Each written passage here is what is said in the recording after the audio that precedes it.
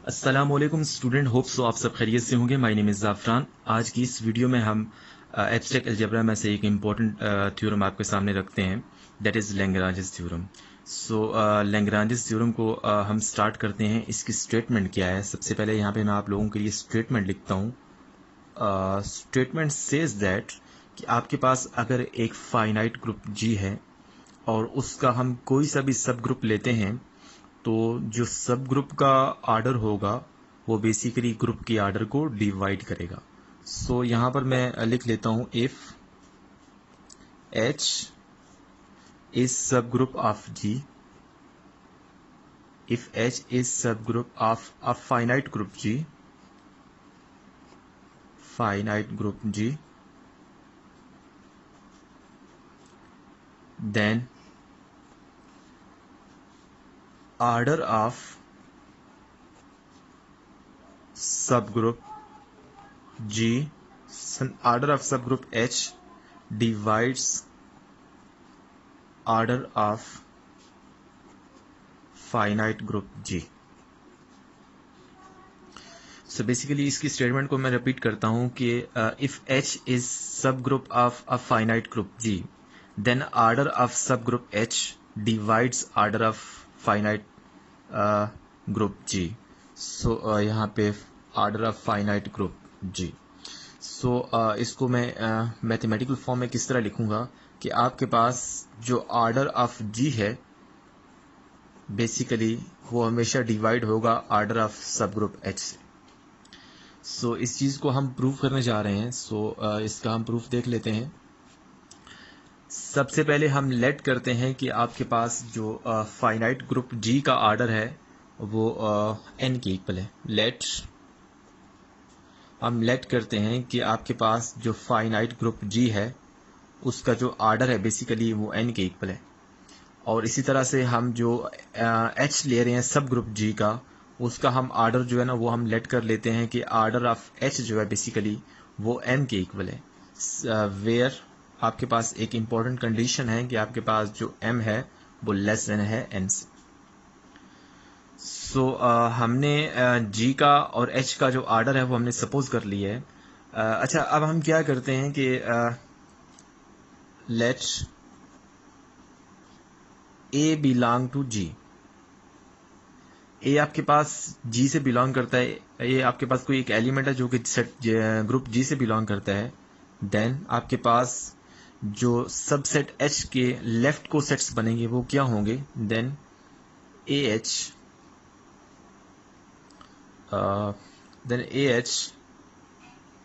Is left को sets of H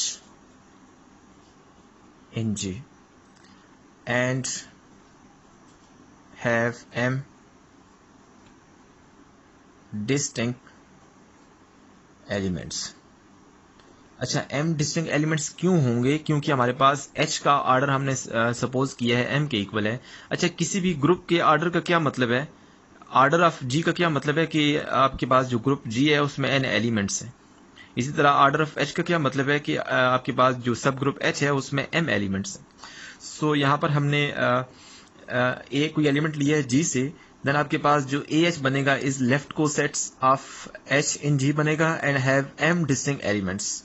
so m distinct elements होंगे तो आपके पास उसकी फॉर्म क्या होगी उसको भी हम यहाँ पे मेंशन कर देते हैं। AH is equal to AH1, similarly AH2 up to AHM। So अब हम क्या करते हैं, सबसे पहले हम प्रूव करते हैं कि आपके पास ये जो लेफ्ट को सेट बना है इसमें m एलिमेंट्स हैं भी या नहीं, इसको चीज को हम प्रूव करते हैं। सो हमने शो क्या करना है? टू शो, यहाँ पे मैं लिखता हूं टू शो कि लेफ्ट को सेट मतलब AH, to show AH have m distinct elements. हमने शो क्या करना है कि हमने ये जो H सब ग्रुप का लेफ्ट को सेट बनाया है इसमें m डिस्टिंक्ट एलिमेंट्स हैं, हमने ये शो करना है। सो इस चीज को शो करने से पहले हम क्या करते हैं, हम कन्वर्सली चलते हैं। हम सपोज करते हैं कि आपके पास ये जो AH है इसके m एलिमेंट्स नहीं है। हम कन्वर्सली चलते हैं कि ये ट्रू नहीं है, जो हमने यहाँ पे लिखा है ये ट्रू नहीं है। Let's AH have not M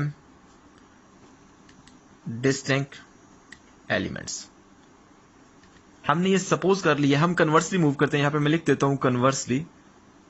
हम कन्वर्सली मूव करते हैं कि हमने यहाँ पे जो शो करना है वो ऐसा ट्रू नहीं है। AH have not M distinct elements। सो इस चीज को हम कैरी करते हैं। सो आपके पास जो H का लेफ्ट को सेट बने हैं उसमें M डिस्टिंक्ट एलिमेंट्स ना होने का मतलब क्या है कि आपके पास H के लेफ्ट को सेट में कोई ऐसे दो एलिमेंट्स हैं जो एक जैसे हैं।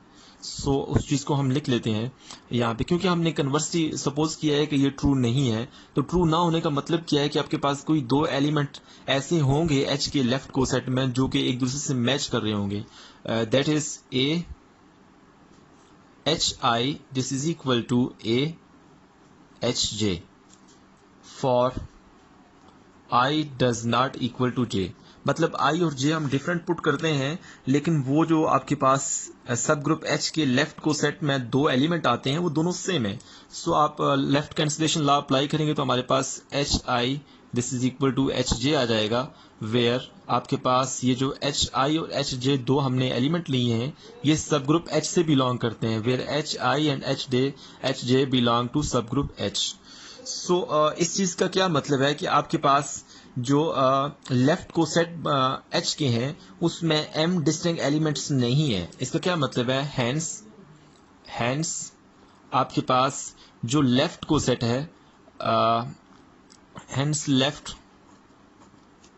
लेफ्ट को set of H have not M distinct elements. जब आपके पास H सब ग्रुप के लेफ्ट को सेट्स में M डिस्टिंक्ट एलिमेंट्स नहीं होंगे तो इसका क्या मतलब है कि आपके पास जो ऑर्डर ऑफ H है, जो ऑर्डर ऑफ सब ग्रुप है वो M नहीं होगा। इट्स मीन आपके पास जो ऑर्डर ऑफ H है, क्योंकि हमारे पास जो H सब ग्रुप के लेफ्ट को सेट है उसका ऑर्डर हमारे पास उसमें M डिस्टिंक्ट एलिमेंट्स नहीं है, मतलब उसका ऑर्डर M नहीं है। इसका क्या मतलब है कि जो आपके पास सब ग्रुप H है उसका ऑर्डर जो है वो M के इक्वल नहीं है। ये तो क्लियरली कंट्राडिक्शन आ गई है, क्योंकि हमने स्टार्ट में सपोज किया था कि आपके पास जो ऑर्डर ऑफ G है वो N है और जो ऑर्डर ऑफ H है वो M है। सो आपके पास ये क्लियरली कंट्राडिक्शन आ गई है। सो इट्स क्लियर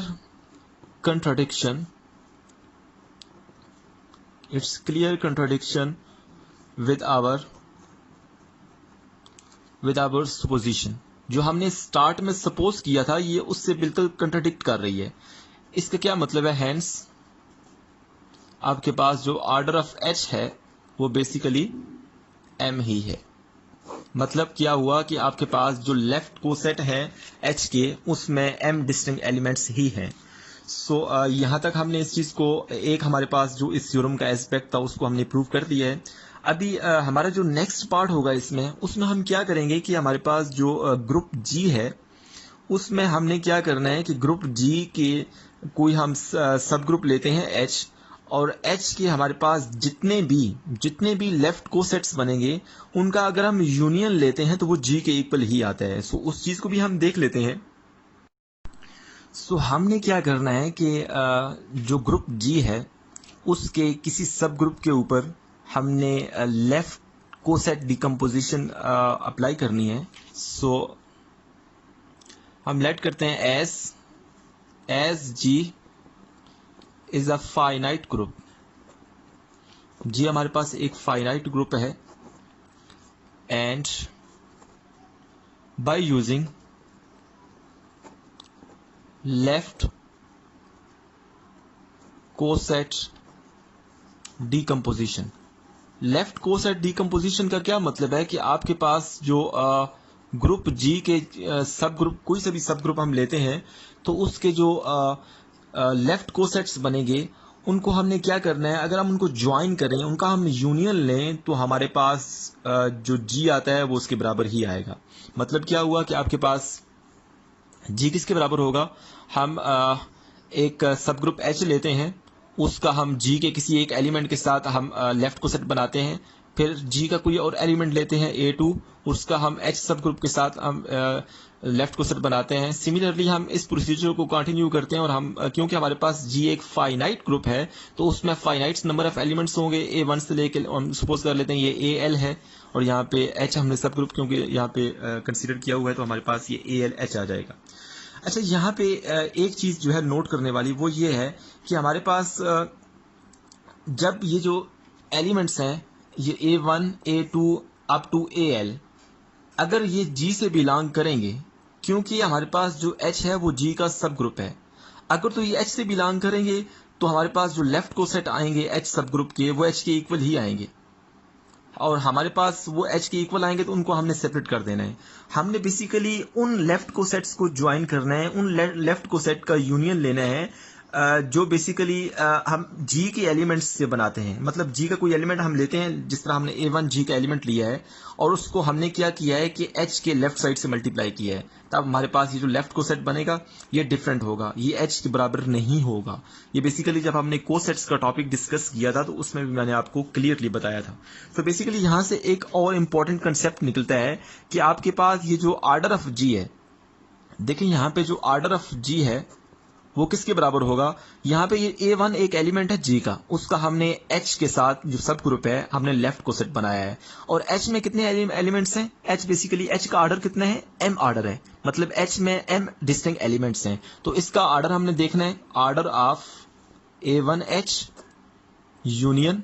अब सिमिलरली ये A2 जो है ना, ये G का कोई और एलिमेंट है और इसको हमने H सब ग्रुप के लेफ्ट साइड से ऑपरेट किया है, तो ये बेसिकली ये भी लेफ्ट को सेट बनेंगे A2 एलिमेंट के लिए। सो हमारे पास यहाँ पे इसका ऑर्डर भी हम देख लेते हैं, A2H यूनियन। इसी प्रोसेस को आप कंटिन्यू करेंगे और लास्ट वाला जो आपके पास लेफ्ट को सेट बनेंगे A आपके पास जो L एलिमेंट है जनरल, तो हमारे पास यहाँ पे A1H के जो लेफ्ट को सेट है इसके कितने एलिमेंट्स होंगे, इसके बेसिकली M एलिमेंट्स होंगे, क्योंकि हमारे पास H जो है उसके M एलिमेंट्स हैं।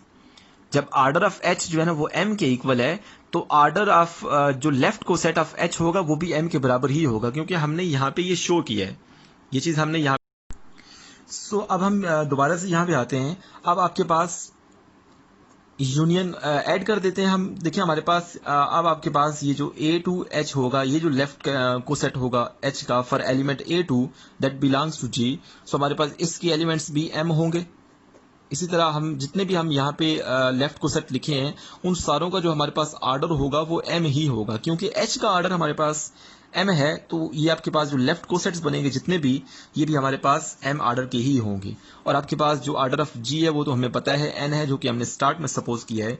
अच्छा, अब आपके पास जो राइट हैंड साइड में ये जो M plus up to so on M लिखा हुआ है, क्योंकि ये AL एलिमेंट के लिए है तो ये LM हो जाएगा।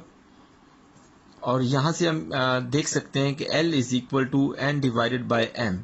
बेसिकली L एक कांस्टेंट नंबर है और ये कैसे हासिल होता है, जब N डिवाइड होता है M से। N किसको शो कर रहा है, बेसिकली N शो कर रहा है आर्डर ऑफ G को, और आपके पास जो M है वो किसको शो कर रहा है, आर्डर ऑफ H को। मतलब आर्डर ऑफ G को जब हम डिवाइड करेंगे आर्डर ऑफ H से, तो हमें एक कांस्टेंट मिलेगा जो कि L है। तो इस तरह से हमने ये प्रूव कर दिया है कि आपके पास कोई भी हम सब ग्रुप लेते हैं किसी ग्रुप G का, तो जो सब ग्रुप का आर्डर होगा वो बेसिकली ग्रुप के आर्डर को डिवाइड करेगा। सो बेसिकली ये जो लैग्रांजेस थ्योरम है ये बहुत इंपॉर्टेंट है इसकी मैथमेटिक्स में। आई होप सो आपको इस चीज़ की अंडरस्टैंडिंग हो गई है। Thank you so much for watching my video.